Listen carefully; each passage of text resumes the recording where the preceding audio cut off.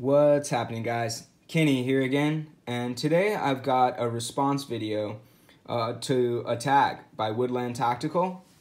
And what this is about is this is my 3 pet peeves. I think the originator of the tag was Blue Collar Survival, and then I was tagged by Woodland Tactical. So yeah, thanks for the tag, dude, and I really appreciate it. I do like these tag videos because they make you think, and it also spreads the love out across the community and really just gets people hearing about other people, and it's a great thing. So I'm gonna go right into it. I do have like 4 today, but I think 2 are kind of coinciding, so I think it's really just 3, and 2 of them are kind of in the same ballpark. So first things first, it's going to be blade grinds. That's right, guys. You know how I'm a stickler for blade grinds. I got this guy. This is a $42 Civivi Backlash. Amazing factory grind. Very sharp, very thin behind the edge, if you guys saw my live video. The swedging is done perfectly. It's just excellently symmetrical. Really good jimping. Just a great ground blade and very sharp. So if you can do it in $42, you can do it in a $200 knife, guys. So I don't have anything here that's horribly ground because I got rid of them. I had a bug out that was pretty bad that would touch the scale and just would never be centered no matter how much you played with it because the grind was off. I got rid of it. So I'd get rid of anything that was horrible. But yeah, blade grinds, guys. It's the last line of defense before that thing leaves. And what comes with that is factory grind. You guys know I'm a stickler for, I think a knife should come out of the box sharp. It's a knife. So it should be sharp, in my opinion. If they can do it, I mean, an Ozark Trail, a $5 knife from a gas station should be sharp, in my opinion, much less a $200 knife. So, yeah, come on, guys. It's a knife. It should be sharp. And this is a perfect example. I got this thing, and this thing's so dull. I haven't even been able to carry it because it was so dull. So, yeah, I mean, just a little thing, but it's the last line. You go through all this trouble to make these beautiful knives, all this G10 and everything, and then you don't sharpen it properly before it leaves? Ugh, come on, guys. I think that's just a lame thing. But anyways, next is going to be sharpening choils. Yeah, so that was kind of 2 things, guys. The blade grind and factory grind. That's why I said that it's kind of the same thing, but it's not the same thing, but it's all the same. You know, if the primary grind's bad, the factory grind's going to be bad too. So I think they kind of coincide. So anyways, next is going to be sharpening choils. And I know Big Red EDC, you had this on yours too. Yours was more like sharpening versus finger choil. Like, if you're going to do it right. And I agree completely, dude. Especially with sharpening choils. I had to extend this one because you got a huge smile at the end. You can see I extended that myself. But yeah, I had to do it with this one as well. And you guys know, if you know about this knife, I mean, look how much more blade I have. And that's because of a bad factory grind. That comes back to my first thing.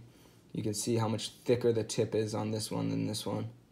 But yeah, so, and it comes back to sharpening choils too. So, you know, that's just, I had to extend both of these because they had a huge smile on them.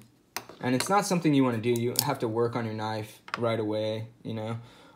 But sharpening choils should be done well. This knife, $250, it has a smile. Come on, guys.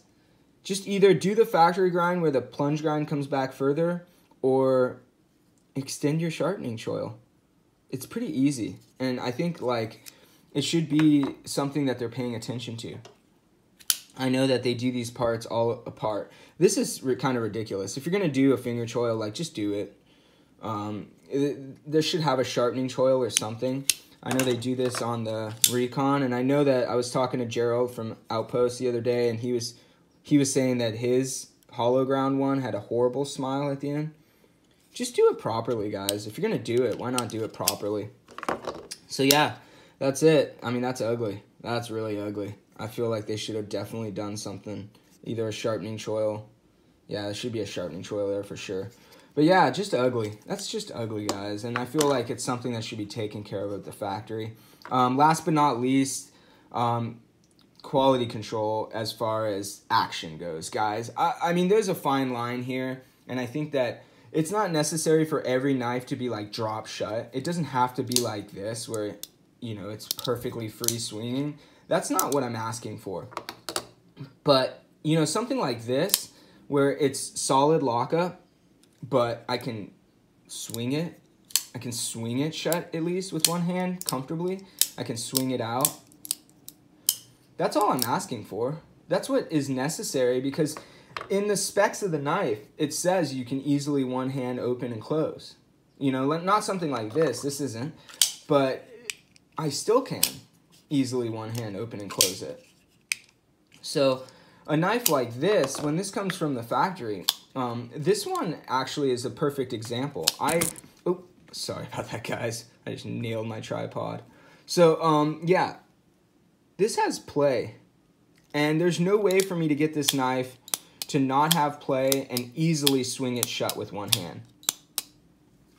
It's just, something is twisted in this knife.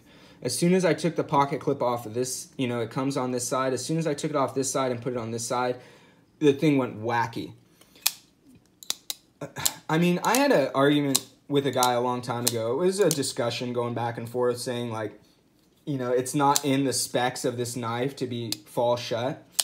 Well, if I was Sal or I was Eric, I would want every knife that comes out of my factory to at least exhibit that easy one-hand opening, and where you can use the compression lock to open it and stuff. Otherwise, it's a QC issue in my opinion, guys. It really is. I mean, I know a lot of guys would say, oh, it doesn't need to do that. I don't like when it falls free. Well, yeah, but it's kind of it is kind of in the specs of the knife, because every knife you see has this amazing action. So if they don't have amazing action, in my opinion, that's a QC issue, guys. I mean, it's plain and simple to me.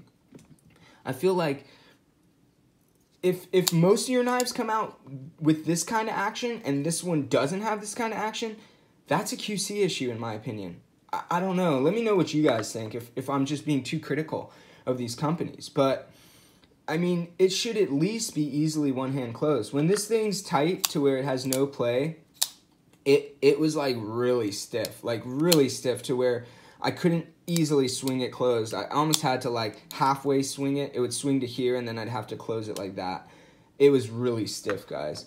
So to me, that's a QC issue, and that's something that I think they should be, if that knife is leaving the factory and they can't get it to do what they need it to do, just don't let it leave. Yeah, sorry guys, I know this has gotten a little long. That's really what it is. It's those four things. It's primary grind, which also comes into factory grind, so secondary grind. So just the grind on the blade is one of my pet peeves. Then sharpening choils. Yeah, just get it right if you're going to do it. And last but not least, action. I think that at this point, knife company has gotten to the point where you can get the action where you need it. Set your tolerances correctly. Do things properly, and you should get at least a smooth action, something. This was also gritty when I got it, which was a little weird to me. Like really gritty in the action. I had to take it apart. I had to. Anyways, yeah, so those are my pet peeves. I am going to tag 3 guys here. I'm going to, I was going to tag you, Steve, but I know you got way too much shit on your plate. So I'm going to go tag Elliot from Sharp Thinking. I want to see what your pet peeves are, man.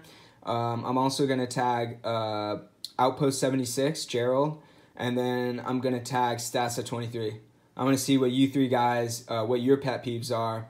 And then you can pass the love on to some other people. I would tag a bunch of other people, but let you guys tag other people.